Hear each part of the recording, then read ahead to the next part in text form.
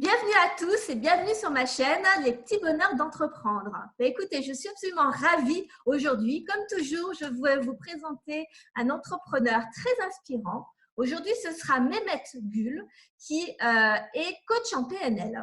Alors, il va nous expliquer un petit peu son parcours. Qu'est-ce que la PNL? En gros, c'est comment reprogrammer votre cerveau de façon à pouvoir développer, avancer dans vos entreprises ou dans votre vie tout court, et pour pouvoir, ce qui vous permettra de surmonter vos difficultés. Et donc, on va revenir donc sur son parcours, sur ses difficultés. Il est passé de salarié à entrepreneur suite à un gros problème de santé. La première année ensuite d'entrepreneuriat a été très compliquée, notamment financièrement. Donc, il va nous expliquer un petit peu comment il a surmonté tout ça. Il va également vous parler de comment la PNL peut vous aider en tant qu'entrepreneur dans votre entreprise pour développer votre entreprise. Et à la fin, restez bien jusqu'à la fin parce que vraiment, il va nous donner plusieurs, ce qu'on appelle des tips, donc des astuces pour vraiment, pour d'une part, gérer le syndrome de l'imposteur, ce que nous connaissons tous énormément. Et comment reprendre le contrôle en période de gros stress. On a toujours ces pics d'adrénaline là ou de moments où on est un petit peu en panique et rien ne va plus. Et il nous explique exactement une méthode de comment faire pour reprendre la main là-dessus. Donc écoutez, je suis absolument ravie de vous présenter cette interview. N'hésitez pas à la partager si vous l'avez aimée à la fin, donc n'oubliez pas de le faire, de la liker également. Inscrivez-vous, enfin en tout cas abonnez-vous sur ma chaîne de façon vraiment à ne pas rater d'autres interviews d'entrepreneurs, ce qui vous permettra vraiment d'avoir toutes les astuces des entrepreneurs de façon à les réintroduire dans votre entreprise et de les implémenter pour que vous arriviez à bien développer vos entreprises. Voilà, écoutez, je vous souhaite une très bonne interview. Je vous dis à très très bientôt. Pensez à vous abonner et puis bonne interview. Alors, bonjour Mehmet. Bonjour Sophie, Tu vas bien? très bien, merci et toi? Eh bien, écoute, très bien. Je suis ravie que tu aies accepté mon interview pour aujourd'hui. Écoute, je suis ravi que tu m'aies proposé, que tu aies pensé à moi. Écoute, tu as un parcours qui est assez particulier et je trouvais que c'était super intéressant pour les personnes qui me suivent de te découvrir. Et Ouais. puis, notamment, tu vas nous expliquer un petit peu, mais tu as commencé donc, dans le salariat. Tu as Eh eu oui, un choc à un moment donné qui t'a un petit peu bousculé et puis tu as pendant la atterri, finalité. entre guillemets, mais dans l'entrepreneuriat. Et Ouais. après, il y a eu pas mal d'aventures, tout ça. Donc, ça, moi, les histoires d'entrepreneurs, j'adore ça. Donc, écoute, je te laisse expliquer un petit peu qui tu es, ce que tu fais aujourd'hui et puis comment tu en es arrivé là. Eh ben, très bien, écoute, je vais commencer de la manière la plus simple possible. J'ai en fait, moi, commencé très jeune à travailler et j'ai commencé dans le monde de la grande distribution. Donc, j'ai travaillé dans des grands groupes. Alors, je ne sais pas si on peut les citer, mais tu saches, c'est des groupes du CAC 40. Donc, il y a des groupes de la grande distribution comme Carrefour, comme Castorama. Après, j'ai travaillé dans le prêt-à-porter pendant 11 ans dans un groupe américain qui s'appelle Esprit. Donc, j'ai fait vraiment beaucoup de choses dans ces entreprises. Mais surtout, en fait, j'ai été au contact en fait très rapidement de personnes. Et c'est la relation qui m'a vite intéressé. Donc, le côté managérial, management, faire développer les compétences des personnes, etc. Et en fait, c'est une compétence qui m'est venue assez rapidement et assez naturellement. Et du coup, j'ai passé 23 ans au total, ouais, 22, 23 ans en entreprise. Donc, D'accord? à développer en fait tout type de centre de profit, alors que ce soit chez Carrefour ou chez Esprit. Et les derniers postes que j'ai pris en fait dans cette société américaine, chez Esprit en fait, là on nous a formés à tout un tas d'outils du développement personnel, alors que ce soit le coaching niveau 1, niveau 2, management des équipes niveau 1, niveau 2, on a fait la gestion des conflits, l'accompagnement dans le changement, enfin, tout ce qui touche de près ou de loin en fait au développement d'une équipe ou d'une personne dans l'équipe. Donc en fait, j'ai commencé vraiment très tôt à me mettre là-dedans, à lire des bouquins et au bout de 23 ans, j'ai fait un peu le tour de la question parce que c'est des entreprises où je suis resté quand même assez longtemps et Mhm. bon, il faut l'avouer, le salariat, c'était pas trop pour moi parce qu'il y a un Ah moment où j'étais vraiment saturé.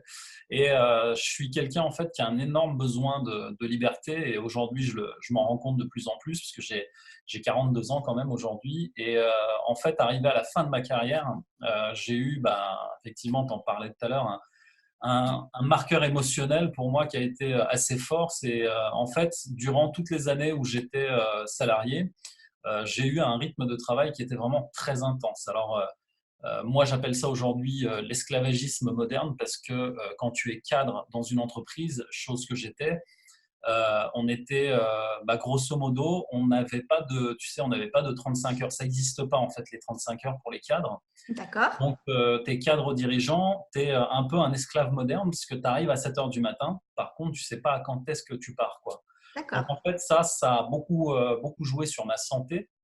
Et à la longue, en fait, j'ai développé un ulcère que j'ai pas eu le temps de, comment dire, de traiter, puisque justement, je partais le matin, je revenais le soir. J'en étais à un tel Mhm. point que je voyais plus mes enfants grandir, quoi. Tout simplement, j'arrivais, ils Mhm. dormaient le matin, je revenais le soir, ils dormaient aussi. Donc, tu vois, c'était compliqué de faire des choses. Et comme on est dans des métiers où on bosse aussi le samedi, il nous restait le dimanche et en Oui, semaine, on faisait les courses, on courait un peu à droite à gauche avec ma femme. Donc, ce qui s'est passé, c'est que cet ulcère, en fait, m'a vraiment mangé une partie de l'estomac. Et un matin, je me suis réveillé, enfin voilà, pas très bien. Et en oui, fait, c'est mon corps qui a lâché, quoi. Et je me suis retrouvé à baigner dans mon sang avec ma femme et mes enfants oui. qui me regardent en train de pleurer. Enfin, ça a été un choc assez difficile pour moi. Et du coup, le fait de me retrouver, tu vois, dans cette situation-là, moi déjà en fait m'a fait physiquement et moralement beaucoup de mal, Oui. mais ça a été encore plus accentué parce que 15 jours après en fait je suis resté 15 jours à l'hôpital, donc entre ici et ailleurs, parce qu'il y a vraiment eu quand je suis arrivé aux urgences, il y a vraiment eu un moment où je me suis enfin j'étais plus là, quoi. Donc ils m'ont D'accord. réanimé. Et le fait d'être revenu comme ça de loin en plus, ça a fait bouger beaucoup de choses en moi. Mais Mais j'imagine que du coup, t'as eu une grosse remise en question derrière, quoi. ouais, c'est ça. Et en fait, ça s'est pas arrêté là parce que le temps que je me remette de mes émotions, 15 jours après, je suis revenu en entreprise. Et en entreprise, on m'a annoncé que j'étais licencié. Donc, du coup, ça, plus ça, donc c'est un peu, tu sais, comme dans le Monopoly, retour à la case départ. Oui. Mhm. Là, finalement, en fait, c'est là où ça a été un mal pour un bien parce que je me suis posé les vraies questions. Et Mhm. de ce point de vue-là, en tout cas, le réflexe que j'ai eu, en fait, à ce moment-là, c'est de ne pas céder à la pression sociale qu'il y avait autour de moi, la famille, les Oui. amis, enfin, Mhm. tout le monde qui te dit alors, qu'est-ce que tu vas faire, machin et tout. Et en fait, ce qui s'est passé, c'est que tout simplement, je me suis recentré sur moi en me disant, mais si tu repars dans le salariat, qu'est-ce qui va se passer en fait? Et c'est là Mhm. où Mhm. j'ai pris un peu les deux pendant en me disant qu'est-ce que je fais? Est-ce que je reprends un salariat ou est-ce que là, je me pose des vraies questions et je fais quelque chose qui va me plaire, quoi. Et Oui, donc, parce que c'est des passages souvent qui sont très difficiles. Il y a beaucoup de salariés qui voudraient entreprendre, mais du coup, ce passage, effectivement, avec la pression extérieure, interne, familiale, sociale, conjoncturelle, tu as tous les freins, quoi. Donc, du coup, à comment tu total, as…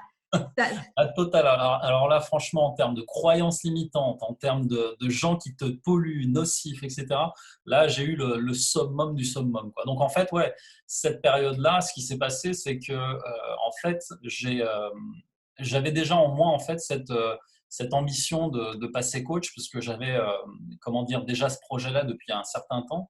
Et l'idée, elle a commencé à germer beaucoup plus rapidement parce que je me suis retrouvé dans cette situation.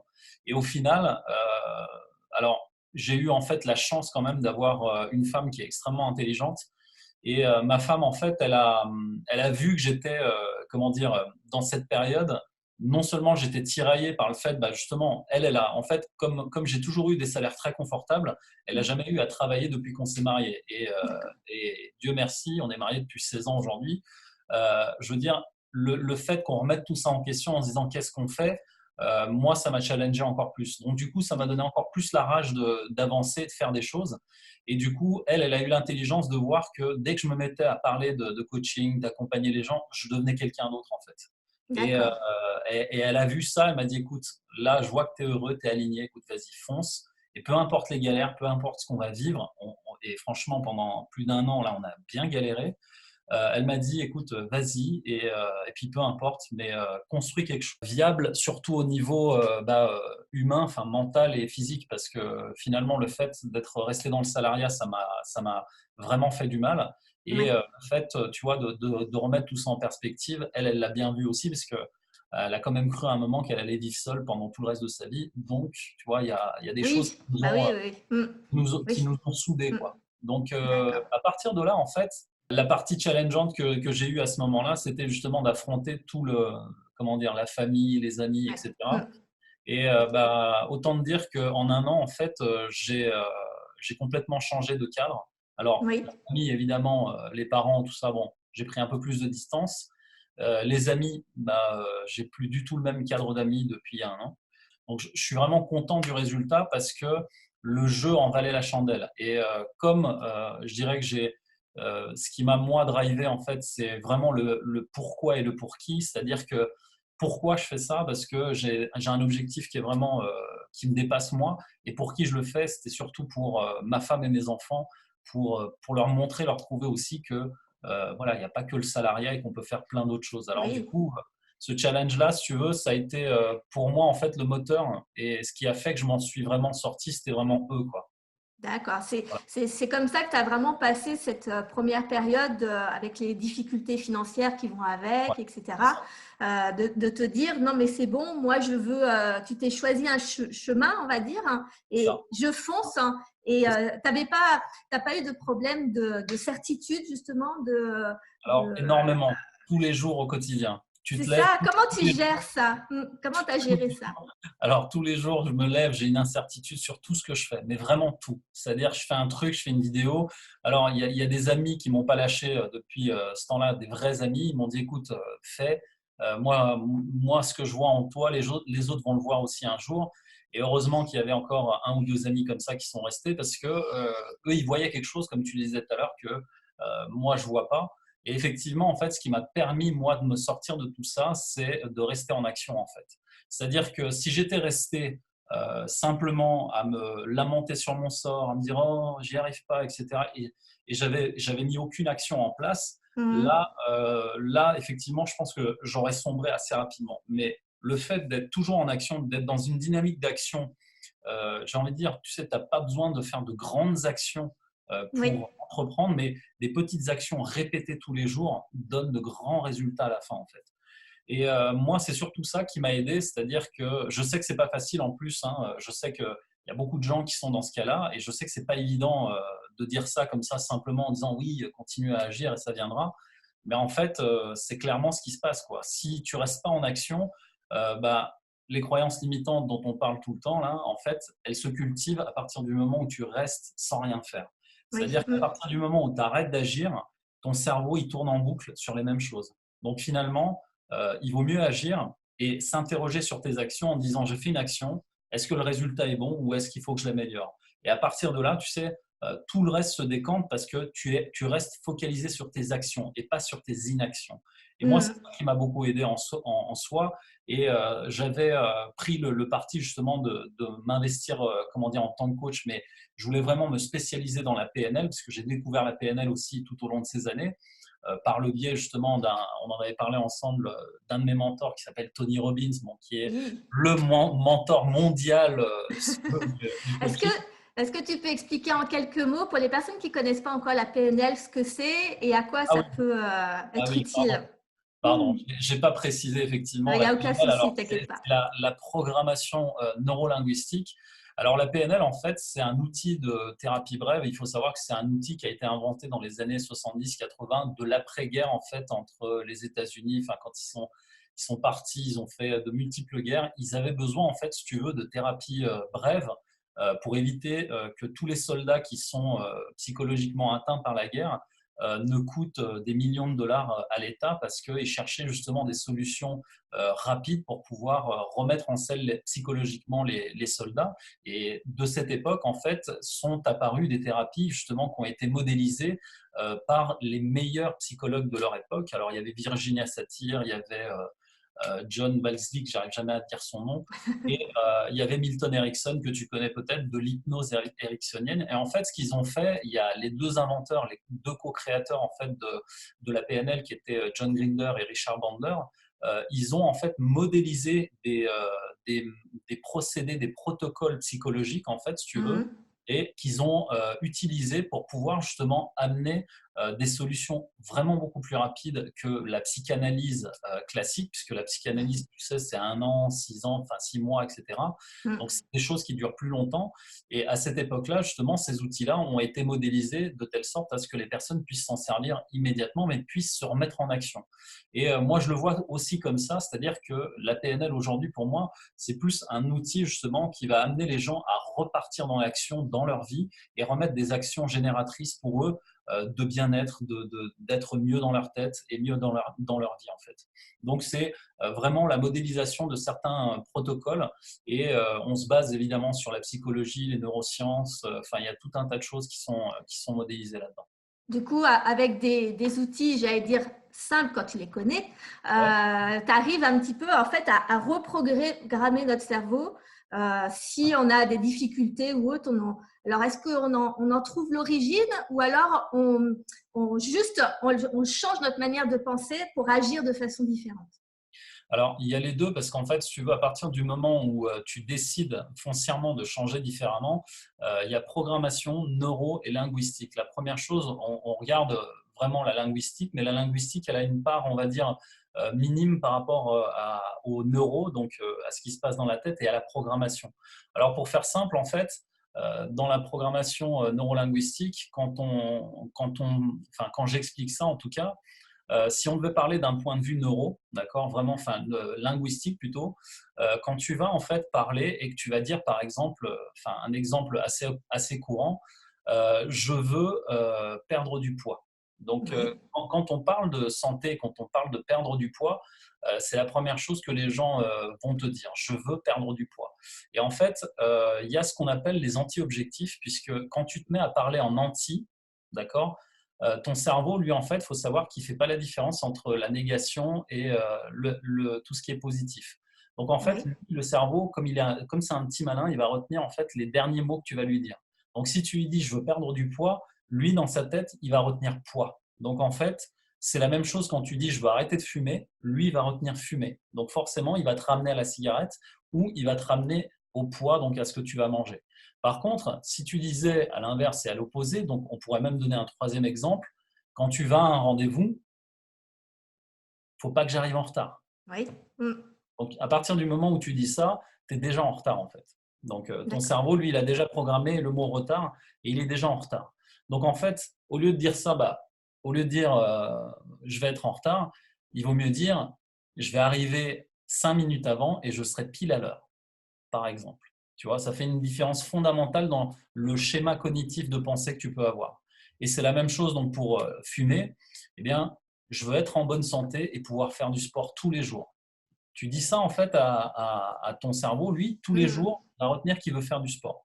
Et pareil pour le poids, si tu veux dire je veux être en bonne santé et atteindre les 55 kilos, par exemple, si tu es à 70, tu veux perdre 15 kilos, bah, il vaut mieux que tu donnes le chiffre que tu veux atteindre plutôt que le poids et de rester sur tout ce qui est poids, manger, Ah etc. oui. Mm, mm, mm. La D'accord. différence, elle se fait surtout justement sur la façon dont tu vois les choses. Après, sur toute la programmation, on a comment dire, des processus cognitifs internes qui font que quand tu te mets à réfléchir, par exemple, euh, dans la PNL, ce qu'on fait assez régulièrement, on va décortiquer, en fait, on fait ce qu'on appelle questionner le questionnement. C'est de la maïotique socratique, si tu veux, pour décortiquer, en fait, ce que pense la personne et comment, surtout, elle arrive à penser à ça. Pourquoi? Parce qu'en PNL, si tu veux, on s'intéresse que très peu au passé, au pourquoi du Oui. passé. C'est-à-dire Oui. qu'en PNL, on va très rarement poser la question du pourquoi. Alors, les coachs, dans leur ensemble, quand ils pratiquent le coaching, ils vont souvent demander peut-être pourquoi tu fais ça, pourquoi tu fais ça. Mais en fait, en PNL, nous, ça ne nous intéresse pas. Nous, ce qui nous intéresse, c'est comment tu en arrives là. Et en fait, c'est la même chose, par exemple, pour la cigarette. Si tu regardes bien dans la cigarette, la majeure partie des personnes qui ont commencé à fumer, alors je ne vais pas faire de généralité parce que je ne connais pas les statistiques précises, mais Mhm. toutes celles que j'ai interrogées, en tout cas jusqu'à aujourd'hui, elles m'ont toujours donné les deux raisons principales. C'est la première raison, en fait, pour laquelle les gens se mettent à fumer. J'ai posé la question une fois à un entrepreneur, justement, et il m'a dit, écoute, j'ai vu mon père fumer, et la manière dont il fumait, ça m'a inspiré, tu fumes, t'es un bonhomme, quoi. D'accord. Tu vois. Ah oui. Donc, c'est le mimétisme, si tu veux, comment dire, Association d'idées aussi. voilà, l'association d'idées, la programmation qu'on fait avec ça, en fait, c'est mon père, c'est un homme, donc je veux être un homme, donc je fume. Tu vois. Mhm. Et la deuxième raison, c'est l'exclusion sociale, c'est-à-dire que pour pouvoir être accepté dans un groupe, donc à l'école, je sais pas, tu es au lycée, à la fac, voilà, ils fument, donc si tu fumes pas, tu es exclu. Donc les Mhm. fumeurs, ils Mhm. restent entre eux, et les autres, bah, ils sont exclus de ce groupe-là. Donc en fait, quand tu regardes bien les origines et comment ils en sont arrivés à penser ça, c'est de croire que justement, quand on fume, on est un bonhomme. Donc, Mhm. qu'est-ce qui te fait croire que quand tu vas fumer, les gens vont te prendre pour un bonhomme, quoi, tu vois? Donc, comment t'en arrives là? Et lui, Mhm. il va te faire le chemin en te disant, bah voilà, moi j'ai vu mon père, il se tenait comme ça, il était comme ça. Et donc là, on décortique, si tu veux, la programmation avec laquelle il en est arrivé à penser ça. Et à partir de là, en fait, ce qu'on fait, on reprogramme l'histoire. Alors, évidemment, il y a des protocoles, il y a toute une méthodologie de PNL là-dedans, et on reprogramme finalement l'histoire pour que la personne, en fait, soit reprogrammée, mais dans le bon sens, que ce soit positif pour elle. Et en PNL, on va souvent parler aussi d'écologie. Et l'écologie, si tu Oui. veux, c'est comment faire pour harmoniser en fait tout ça en toi, parce que tu le sais très bien, on a tous une part d'ombre et de lumière en nous. Et l'idée, c'est bah, d'éclairer finalement les zones d'ombre et de voir justement qu'est-ce qui fait que tu es dans ces zones d'ombre. Par contre, on n'est pas là à dire tu as une part d'ombre en toi, mets-la de côté. Non. D'accord. On Mhm. part du principe que tout ça est un ensemble et Oui. que même la part d'ombre, elle a une raison d'être dans ce que tu es, dans l'humain que tu es aujourd'hui. Et c'est ça qui est très intéressant, c'est que ça te permet justement d'harmoniser les deux et de comprendre que finalement, bah, cette part d'ombre, t'amène des choses et pareil pour la part de lumière. D'accord. Et concrètement, pour les dirigeants, les chefs d'entreprise ou les entrepreneurs que tu suis, quelles sont les problématiques que tu abordes le plus souvent en général? Alors, l'une des problématiques qui revient assez régulièrement, je dois le dire, c'est le syndrome de l'imposteur, la légitimité en fait. Mm. Cette légitimité-là, enfin, franchement, même moi, je l'ai vécue au tout début, c'est-à-dire quand je me suis lancé il y a maintenant presque 2 ans. Et effectivement, c'est le côté de se dire, bah, je suis pas assez formé, je suis pas assez ça, je suis pas assez ça, je suis pas assez ça, je suis pas assez ça. Et en fait, à force de dire oui, je suis pas assez, je suis pas assez, finalement, moi, la question que j'ai commencé à me poser, mais c'est OK, j'ai 23 ans d'expérience, j'ai accompagné des gens, mais à tout niveau, quoi. Je veux dire que ce soit sur une petite équipe, une grande équipe. J'ai accompagné des directeurs, comment dire, de magasins, des directeurs régionaux, nationaux. J'ai accompagné dans la formation de plein de managers. J'ai fait évoluer plein de gens. Enfin, je me dis, la légitimité, tu la cherches dans quoi? Ouais, le Mm. nombre d'années, l'expérience. Je dis, mais attends, le nombre d'années, à quoi tu mesures ça en fait? Et surtout, Mm. par rapport à qui? Donc en fait, quand tu commences à te poser des questions comme ça, tu te dis, mais ouais, en fait, enfin, pourquoi je cherche une légitimité à me comparer surtout alors que je suis unique? Parce que chaque personne a cette unicité-là et de pouvoir se dire, bah écoute, mon parcours, il est unique et il n'y a que moi qui l'ai vécu. Donc pourquoi je cherche à me comparer en fait? Et à Mm. partir de ce moment-là, si tu veux, moi j'ai commencé à voir les choses différemment. J'ai plus commencé à voir je dirais, ce que je pouvais vraiment apporter aux gens plutôt que de me focaliser égoïstement sur moi. C'est-à-dire que Ouais, c'est souvent le problème. Mm. c'est ça, c'est-à-dire que comme tu te focalises en fait sur ce que tu n'as pas, tu Oui. crées en fait une souffrance en toi qui est la légitimité. Mm. Finalement, si tu faisais l'inverse, tu regardes vraiment ce que tu as en toi et ce que tu peux amener aux gens. Et en fait, quand tu fais ça, tu inverses la boucle dans ta tête, c'est-à-dire que tu te focalises plutôt sur le problème des gens que tu accompagnes. Et là, c'est vraiment ce que j'ai fait. Et j'ai commencé à me focaliser sur c'est quoi leurs besoins en fait, et à qui je parle et à qui je m'adresse.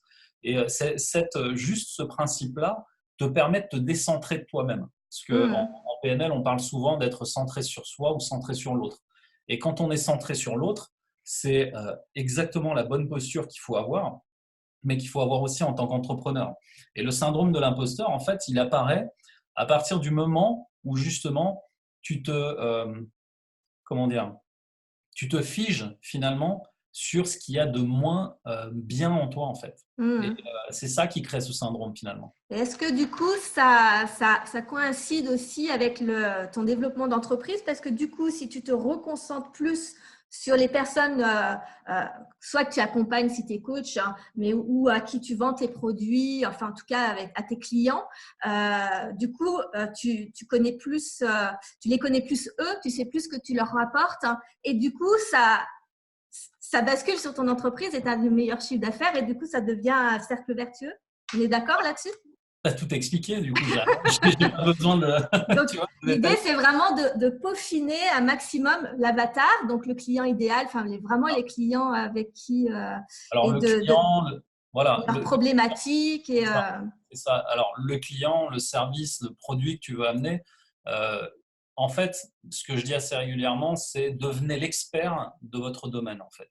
Et quand tu deviens un expert de la douleur de tes clients, c'est là où finalement la reconnaissance et la légitimité apparaissent. C'est-à-dire qu'aujourd'hui, en fait, regarde bien le marché, puis, enfin, en tout cas, moi, je suis dans un métier de service d'accompagnement à la personne. Moi, ce que je regarde aujourd'hui, c'est que finalement, les personnes, elles viennent me voir parce qu'elles ont vu l'impact en fait de mes services. Et quand j'envoie un commentaire sur Facebook ou tu sais, j'ai des retours clients, les retours clients, je les affiche et je les envoie sur mes réseaux. Donc les gens en fait voient le travail et le résultat du travail, et c'est là qu'ils Mhm. viennent vers moi en fait. Si tu veux, c'est finalement à partir du moment où tu ne parles plus de toi, mais que tu parles surtout de ce que tu peux apporter aux gens, c'est là où justement comment dire, ta notoriété augmente.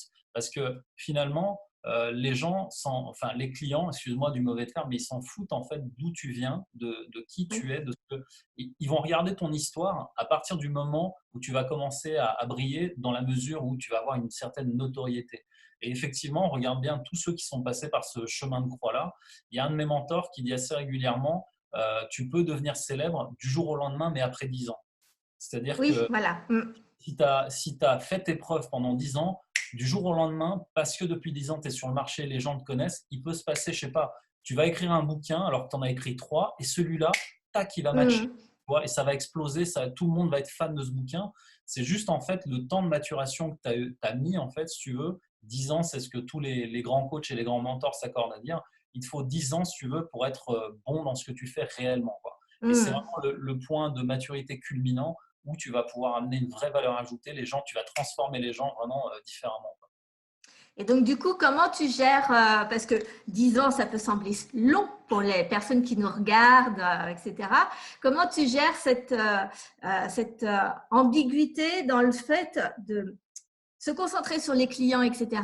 Mais en même temps, tu as le côté financier, la trésorerie, les sous qui doivent rentrer et tu dois gérer cette émotion qui te pollue souvent tes décisions, d'ailleurs. Hein. Comment tu fais pour ça, du coup? Alors là, en fait, moi, j'ai eu cette période-là pendant plus Ouais. d'un an. Et enfin, les fins de mois, les galères de fin de mois, les prises de tête à la maison, etc., etc. Enfin, tout ça, j'ai connu aussi.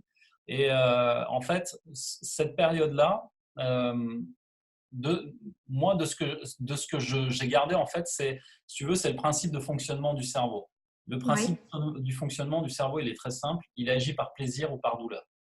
Donc, en fait, quand tu es dans la douleur, tu as envie d'en sortir très rapidement. Donc, Mm. tu cherches à tout prix des moyens de t'en sortir. Et c'est ce que j'ai fait, en fait. C'est que j'ai vraiment, pendant un an, jour et nuit, je peux te dire que des nuits blanches, j'en ai passé à charbonner des postes, etc. Et jusqu'à trouver la bonne formule. Et par contre, alors, je le regrette pas du tout, mais c'est-à-dire que j'ai passé un an où, comme ça, j'ai vraiment galéré pendant un an. Mais je pense que ça a eu sa part de, comment dire, de vérité, c'est-à-dire de bonnes choses sur moi, Ouais. c'est que ça m'a appris la persévérance. Et en Oui. fait, ça m'a appris à jamais lâcher l'affaire. Par contre, si j'avais je dirais, les bonnes idées au bon moment, je pense que j'aurais accéléré ma course, mais il y avait une raison à ça aussi. C'est pour ça que je regrette rien. Ça veut dire que le parcours que je devais faire, il devait se passer. Et en fait, au bout d'un an et demi, je suis tombé sur un business coach Oui. un matin, comme ça, en plus, complètement, tu vois, improbable comme situation. Et en fait, ce business coach, il m'a pris en main et il m'a surtout donné une stratégie.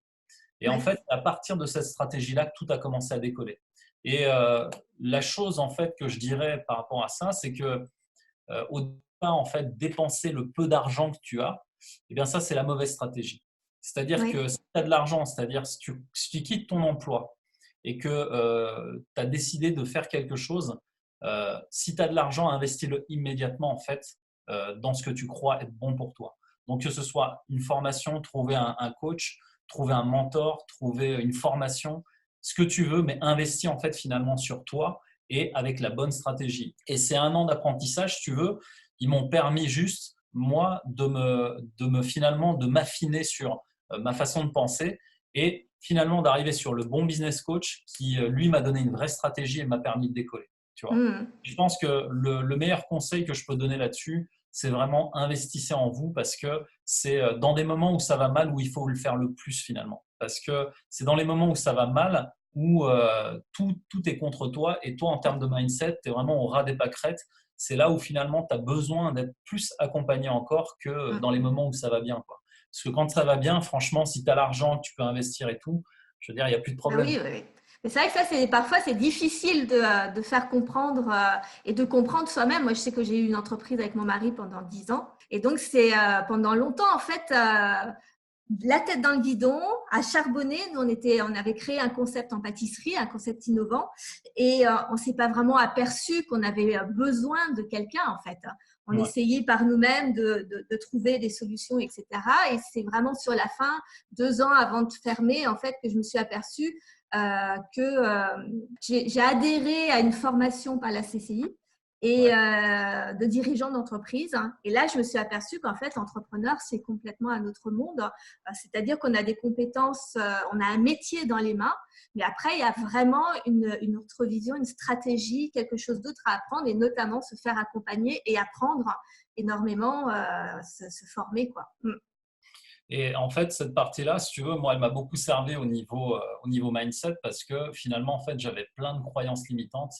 Et autant je pouvais accompagner des gens, parce que pendant un an, j'ai quand même accompagné des personnes, pas au tarif que je voulais, mais je continuais à coacher des gens tout au long de mon parcours. Et en fait, ça ne m'empêchait pas, si tu veux, de faire progresser les personnes que j'accompagnais. Mais moi, j'avais de réels blocages sur mon business, en fait, sur comment me vendre, amener les bons prix, etc. etc. Et en fait, cet état d'esprit-là d'entrepreneur finalement un peu, comment dire, qui va de l'avant, tu ne peux pas l'avoir s'il n'y a pas quelqu'un à côté de toi qui regarde ça d'en haut et qui dit, regarde, là, tu es en train de faire n'importe quoi, ça, c'est pas bon, ça, c'est pas la bonne chose à faire, c'est pas le bon état d'esprit. Et en fait, tant que tu n'as pas goûté à ça, tu ne peux pas le comprendre. C'est pour ça C'est ça. qu'aujourd'hui, quand on me demande qu'est-ce qu'il faudrait faire, il faut juste se faire accompagner dès que tu peux, en fait. Dès C'est que tu ça. peux.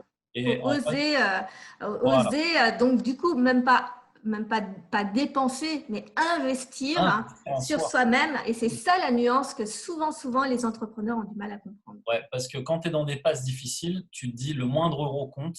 Donc, Oui, moi, c'est encore pire. Tu sais, regarde la croyance que je me suis implantée tout seul. ouais. Si je dépense de l'argent, c'est comme si j'enlevais le pain de la bouche de mes enfants. Ah Imagine, ouais, ouais. Mm. imagine à chaque euro que je dépensais, je suis là, oh, mes enfants. Et en fait, non, c'est l'inverse. Si tu investis sur toi, mais tes enfants, ils vont mieux vivre en fait. Mm, mm, mm. Et le temps que ça chemine, tu vois, il s'est passé un an et demi. Mais tu vois, je pense qu'on a tous en fait un parcours comme ça et c'est pour ça qu'il faut jamais rien regretter. C'est parce que chacune des parties de nos vies en fait a implémenté quelque chose en nous. Et c'est cette construction-là qui te permet finalement d'arriver au résultat. Et Mm. vraiment, je dirais le fil conducteur de ça, c'est la persévérance. Et tu regardes, Mm. Ouais, la c'est ce que j'allais majeure dire. partie de tous ceux qui ont réussi aujourd'hui, ils se sont pris des claques et des claques avant d'en arriver là, quoi. C'est Mm. pas arrivé comme ça du jour au lendemain, hein. C'est ça. À moins d'être comme Donald Trump qui était déjà millionnaire de papa et de maman, c'est encore autre chose. Mais il a réussi à pas tout dépenser, à Il a investir, déjà, parce que des fois, on peut être millionnaire de papa-maman et puis ouais, pas il a- savoir le gérer. il a déjà coulé une boîte de son père. Donc, si tu veux, il a regagné de l'argent après, mais il a déjà fait faillite une fois, donc il n'y a pas de Mm. problème. Mais Ah, bah, c'est super intéressant. Et donc, du coup, alors, tu as été passé, t'étais salarié. Il y a eu un gros couac qui t'a permis, du coup, de changer de vie, de devenir entrepreneur. Pendant un an et demi, ça a été vraiment galère Voilà. financière, dans la tête, Voilà. trouver un peu ton business model, etc. Tu as le déclenchement avec le coach, Ouais, ouais, avec ouais, un coach qui te carrément. suit. Ouais. Et là, ça, Et là, ça t'en es où décolle. maintenant? Là, c'est toujours au beau fixe. Enfin, ça continue à monter parce que j'ai commencé à atteindre les 5 chiffres. Ça fait 9 mois maintenant à peu près. Et là, je commence vraiment à être bien. Et là, maintenant, si tu veux, c'est vraiment aller sur des objectifs à 6 chiffres et 7 chiffres pour la suite. Mais l'idée, si tu veux, c'est pas juste au niveau. Et c'est ça qui est important, c'est que c'est pas juste une histoire d'argent, quoi. Si c'est juste faire de l'oseille qui compte, je pense que tu peux le faire très rapidement en faisant des investissements immobiliers, enfin en faisant plein de choses qui vont te rapporter cet argent. Mais se fixer en fait des buts plus importants que soi, qui te dépassent toi-même, c'est vraiment le leitmotiv aujourd'hui pour moi, c'est d'aller plus loin dans cette démarche. Et je suis en train d'affiner encore ma vision là-dessus, mais j'ai vraiment de grandes ambitions de contribuer, tu vois, d'être une contribution sur cette terre plutôt que d'être, tu vois, je sais pas comment dire, juste Oui, là, juste de voilà, vivre ma passage, vie, quoi. etc. Voilà, non, ça m'intéresse pas. J'ai envie de m'investir plus et en fait, c'est cette partie-là que je vise aujourd'hui, aller encore plus loin dans ce domaine-là. Alors, évidemment, je cultive ça par les relations et par les groupes dans lesquels je suis actuellement. Et effectivement, aller plus loin dans ce domaine-là, ça va passer aussi pour moi par la PNL, parce que ce que je veux vraiment, c'est être une des références aussi en France, comme pourrait l'être Paul Pironnet, qui est un des maîtres Oui. francophones de la PNL. Mon but, c'est vraiment justement d'arriver à un certain niveau en termes de PNL et d'être reconnu par ça, quoi. Donc, on verra où le chemin va nous mener, mais je sais que la PNL, moi, m'a beaucoup aidé en fait pour retravailler, reprogrammer finalement mon état d'esprit. Et c'est ce que je fais aujourd'hui avec toutes les personnes que j'accompagne, quoi. Je reprogramme finalement leur façon, leur vision en fait finalement de leur vie pour que justement ils puissent avoir cette même évolution que moi, quoi. D'accord. Du coup, tu travailles avec des entrepreneurs qui, c'est pareil, sont enfermés dans leurs croyances, qui ont du mal à booster un petit peu leur entreprise, qui ne savent pas forcément toujours pourquoi, Ouais, d'ailleurs. Et tu leur redonnes un peu une vision plus lointaine et puis un savoir, une connaissance d'eux-mêmes, hein, du coup, ouais, très importante pour pouvoir rebondir et c'est ça. développer leurs compétences et leur entreprise. Ouais, c'est ça. Et en fait, ce que je fais, en fait, c'est je le fais vraiment avec la PNL et c'est comment avoir, en fait, j'ai un de mes clients, il n'y a pas très longtemps de ça, qui m'a dit, mais il m'a dit quoi? Il pensait que sa vision de grandeur, de leader, en fait, puisque c'est un grand gaillard de 2 mètres, en fait, et il a une grande vision, en fait, il veut être un leader, etc. Et en fait, lui, il pensait que avoir trop d'ambition, c'était un poids, en fait. Donc, D'accord. quand on a décortiqué un peu l'histoire, on se rend compte que dans sa programmation, il y a la famille, tu sais, il y a toujours, en fait, quand tu regardes bien, il y a toujours un marqueur émotionnel familial. C'est-à-dire que les parents, ils sont pour beaucoup dans les croyances à la base, en fait. Et après, tout le reste se brode autour de ça, quoi, en fait. Tu as la Mmh. croyance de base. Et autour de ça, avec l'âge, on met d'autres croyances, on les superpose, en fait, comme ça, les unes sur les autres. Et moi, ce que je fais, en fait, je vais creuser à l'intérieur et je vais trouver la croyance de base pour pouvoir justement la déprogrammer et dire, bah non, regarde, finalement, en fait, c'est pas ça, c'est plus toi. Et c'est pour ça Mmh. qu'en PNL, on ne s'intéresse pas trop au passé, on s'intéresse plus à ici et maintenant parce que tout ce que tu vas faire, que ce soit pour toi, pour le futur, tu vas pouvoir le faire d'ici et maintenant. Oui. Mmh. Et c'est ça, en fait, qui fait une différence fondamentale là-dessus. C'est le côté, je dirais, centré et ancré. Centré, ça veut dire être centré sur ce qu'on est, Oui. donc ses valeurs, ses croyances, la façon dont on pense, et ancré, ancré en fait dans l'instant présent. Parce que tu regarderas bien, toutes les personnes qui sont dans les croyances, dans ces croyances limitantes, elles sont soit dans le stress du passé, soit dans l'anxiété du futur, et très peu en fait finalement ici et maintenant, quoi. Mmh, mmh, mmh. Donc, Parfois, c'est difficile de se recadrer et de dompter un peu son cerveau pour qu'il ne parte pas d'un côté ou de alors, l'autre. alors Et... justement, tu veux un petit exercice très simple pour pouvoir le canaliser, le faire de façon simple. Et un Oui. petit tips. Donc en fait, déjà en fait en termes de PNL, c'est un truc qui est connu vraiment sur. C'est un exercice très simple et très connu. C'est déjà le passage en alpha. Le passage en alpha, en fait, c'est tu te redresses, tu prends Mhm. 3 grandes inspirations et expirations. Tu fais ça 3 fois, donc tu rééquilibres les ondes cérébrales, puisque le mode alpha, en fait, c'est entre 27 ou 28 Hertz et 40 Hertz dans le cerveau. L'idée, c'est que quand tu fais un passage en alpha, en fait, ton cerveau se réoxygène de 70 à 80%. Donc, en fait, D'accord. tu fais 3 grandes inspirations, expirations, et à partir du moment où tu as fait ça, alors, soit tu gardes les yeux fermés, soit tu les gardes ouverts, tu vas visualiser en fait ce que tu es, tu vas scanner ton corps en fait de haut en bas et Oui. tu vas faire ce qu'on appelle une visualisation mais dissociée. Et en fait, la dissociation en fait, c'est juste dissocier ton corps de l'image de ton corps. Donc en fait, si tu veux, tu vas prendre une caméra que tu vas implanter en fait en face de toi et tu D'accord. vas scanner ton corps mentalement et tu vas faire ça de haut en bas en fait. Et une Oui. fois que tu as fait ça, tu vas visualiser finalement, alors les yeux fermés ou ouverts, mais je préfère franchement qu'on ferme les yeux. Et quand tu fais ça, en fait, c'est une visualisation, ce qu'on appelle une visualisation en Full HD. Tu vois, vraiment, Oui. tu vas imaginer par contre tous les détails avec les 5 sens, avec vraiment le visuel, le kinesthésique, l'auditif, l'olfactif. Et l'idée, si tu veux, c'est d'avoir une image tellement nette de ce que tu es, de ce que tu veux, que tu vas pouvoir en fait, en étant ici, te projeter dans le corps que tu as ici et te projeter finalement sur l'image que tu veux atteindre. Et cet exercice, je le recommande assez régulièrement tous les matins avec la méditation. Si tu as des rituels du matin, les morning routines, comme ils appellent ça en anglais, si tu as ça le matin, je recommande souvent cet exercice de visualisation parce qu'en fait, il va te permettre finalement d'ancrer ta puissance intérieure ici et maintenant, mais pour le futur. Et quand on fait cette visualisation, on la fait comme si on visualisait sur un écran de cinéma ou un écran de télévision, comme tu veux. Et le but, c'est vraiment de garder cette visualisation en tête tous les jours. Et plus tu vas la détailler, et c'est là l'aspect cognitif, il est là, plus tu vas mettre en fait des détails cognitifs, visuels, l'odorat, les bruits, les couleurs, et tu vas, je dirais, augmenter en fait, tu vas pousser en fait tous les degrés de perception que tu as dessus, et plus ça va s'ancrer en toi. Et en fait, en faisant ça tous les matins, tu vas toi-même te créer en fait un ancrage mental et émotionnel.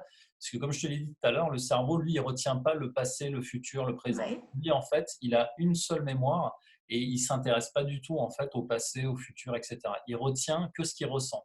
Donc en fait c'est des marqueurs émotionnels que tu vas te créer tous les jours, c'est des ancrages que tu vas te créer tous les jours. Parce que en PNL on fait souvent des ancrages justement. D'accord.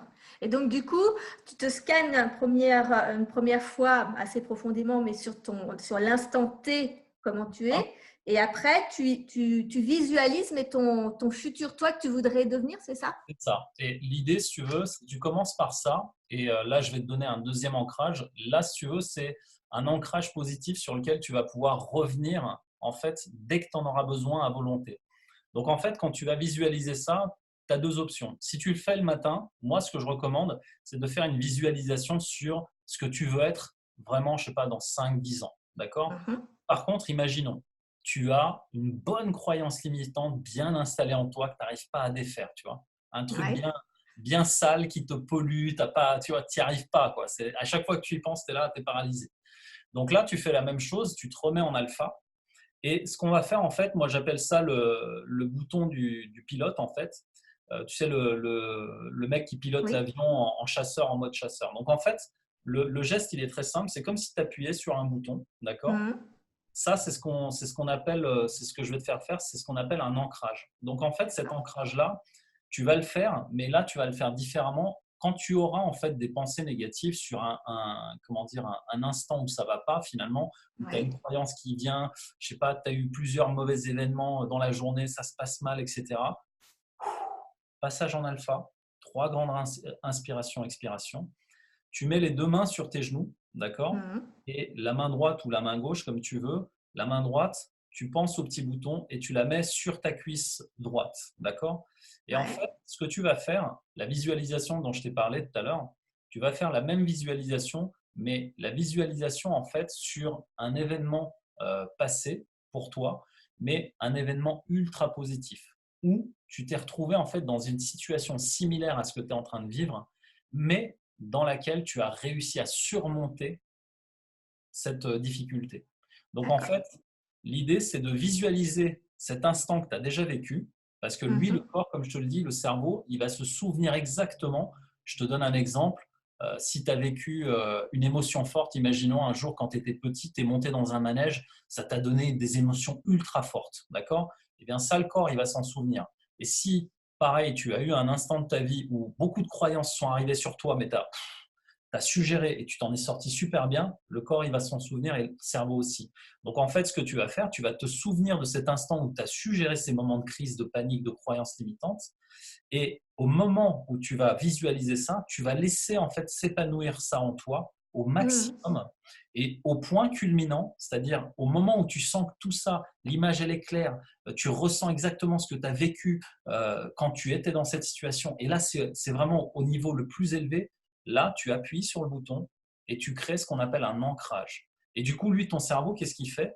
Il retient en fait l'image instantanée que tu auras dans ton cerveau au point culminant et il le met sur l'ancrage de ton pouce. D'accord? Et là, D'accord. je t'ai donné la définition en fait d'un ancrage en PNL. Donc en fait, quand tu fais ça, à chaque fois que tu vas remettre la main sur ta cuisse et tu vas réappuyer sur le bouton, alors c'est un exercice qu'il ne faut pas faire qu'une fois, il faut le Oui. répéter au moins 5 fois pour qu'il soit ancré en toi.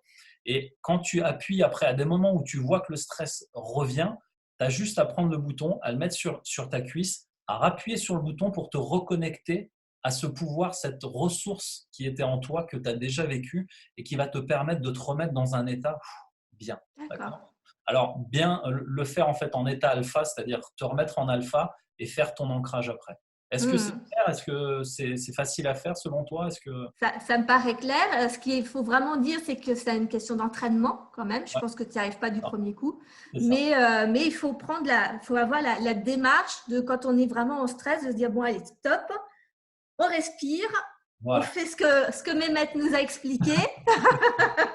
Et puis de faire ça peut-être assez régulièrement au début pour pouvoir bien l'intégrer et petit à petit on voit les. J'imagine que la première fois ça va pas forcément Alors, nous déstresser, la mais première, ça permet de. c'est ça, la première fois, ça n'a ni queue ni tête. On se dit, mais C'est qu'est-ce comme que du je suis en train de sport, faire? hein. Voilà, qu'est-ce que je suis en train de faire? C'est n'importe quoi. Mais en fait, c'est normal. C'est parce que le cerveau, en fait, il n'a jamais eu ces processus cognitifs en lui, donc il ne voit pas ce que c'est. Donc le mieux, c'est de le faire au moins 5 fois et après, au moins de le faire une fois par jour au moment où tu en as besoin. C'est-à-dire que c'est un ancrage positif que tu fais en toi pour pouvoir accéder à une ressource que tu sais déjà utiliser. L'idée, si Mmh. tu veux, c'est que si tu as déjà vécu une situation de cette sorte-là, en fait, tu vas pouvoir te reconnecter à la ressource qui t'a servi. Et la ressource, c'est quoi? Bah, c'est finalement peut-être juste s'éclaircir les idées, respirer un grand coup, se remettre dans une posture droite. Pourquoi? Parce que quand on te demande de faire un ancrage, l'idée, en fait, l'image que tu as dans la tête, c'est d'abord l'image de ta posture. Pourquoi? Parce que le cerveau, lui, en fait, il retient la posture dans laquelle tu étais. Alors, il y a un exemple qui est souvent donné par Paul Pironnet, et j'aime beaucoup cet exemple, c'est l'exemple du centimètre. Qu'est-ce qui sépare en fait la confiance en soi de la non-confiance en soi? Mmh. Et c'est vraiment 2 centimètres. Je te le fais simple. Ouais. Ah oui. Là, j'ai confiance en moi? Non. Par contre, si je me redresse et je me remets, il y a 2 centimètres d'écart entre les deux. Et en fait, Mmh. c'est de ça que ton cerveau se souvient en fait quand il fait appel à cette ressource qui est ancrée en toi. Et donc, avec cet ancrage, on fait juste en fait un rappel immédiat de cette ressource juste en appuyant sur le bouton et tu te reconnectes automatiquement à cette ressource que tu as déjà en toi finalement et qui existe et qui est déjà là, quoi. Ah, c'est parfait. Écoute, franchement, merci pour tous ces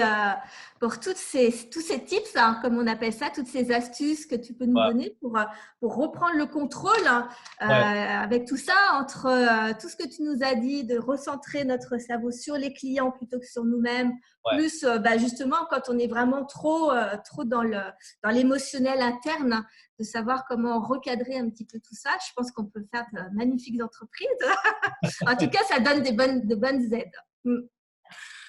Du, Eh ben, du coup, tu accompagnes, hein. Quelle est ton activité actuelle? Comment on peut te joindre maintenant si les personnes veulent justement que tu les accompagnes un petit peu plus en régulier, on va dire, ouais, avec ouais. toi Pour pour aller, pour aller, s'entraîner? ouais.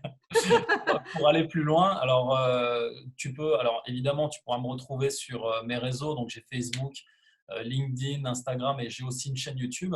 Oui, Et je mettrai tout ça dessous, il n'y a aucun souci. ah Ouais. bah c'est Mm. super, merci à toi. Et Ah en ouais, fait, ouais. ce que je fais aujourd'hui, je suis dans l'accompagnement haut de gamme et c'est des accompagnements sur 3 mois. Et effectivement, je me concentre finalement sur toutes les peurs, les doutes, les blocages, tout ce qui est conscient et inconscient, parce qu'il y a beaucoup de choses qui sont liées finalement à notre passé, à peut-être à notre relation parent-enfant, etc. Donc, si tu veux, je me considère plus comme quelqu'un qui va reprogrammer les personnes positivement et ce que je fais en fait là de plus en plus, c'est que je rends finalement la puissance intérieure des personnes, je la rends accessible à eux parce que tout simplement ils ont perdu le chemin. Et rendre la puissance intérieure des personnes, c'est vraiment aujourd'hui mon leitmotiv, c'est ce dont je me rends compte de plus en plus en fait. Et cette puissance intérieure, peu importe qui tu es, peu importe qu'est-ce que tu vis, tu l'as en fait. Et Mm. je peux te donner des exemples aussi criants de vérité que Mahatma Gandhi. Le mec faisait 1,60 m, il pesait 50 kilos peut-être grand max, mais il a changé le monde avec ses idées. Et l'idée, c'est que peu importe en fait qui tu es, ce que tu fais dans la vie, tu peux venir me voir, on peut parler et reprogrammer ça positivement pour que tu reprennes ta puissance intérieure en main et que tu puisses la faire briller au monde. Bon, à bon entendeur, hein. N'hésitez pas surtout à aller voir Mehmet parce que je pense qu'il a vraiment beaucoup de choses à nous apporter Ouais, pour pouvoir vraiment diriger nos entreprises avec panache, hein, ouais. comme il a pu nous le montrer. Mais écoute, je te remercie beaucoup. Je vais mettre toutes tes Merci à infos, bien toi. sûr, dans la description, il n'y a aucun souci. Et puis, écoutez, n'hésitez pas à liker, à vous abonner à la chaîne parce que je fais beaucoup d'interviews d'entrepreneurs inspirants comme Mehmet, hein, qui nous Merci. donnent aussi des astuces, etc. Et donc, écoutez, je vous fais des bisous. Je te fais un gros bisou, Mehmet. Je te remercie beaucoup. Merci à toi. Et puis, à Merci très, beaucoup. très bientôt. Merci. Merci. Bye bye.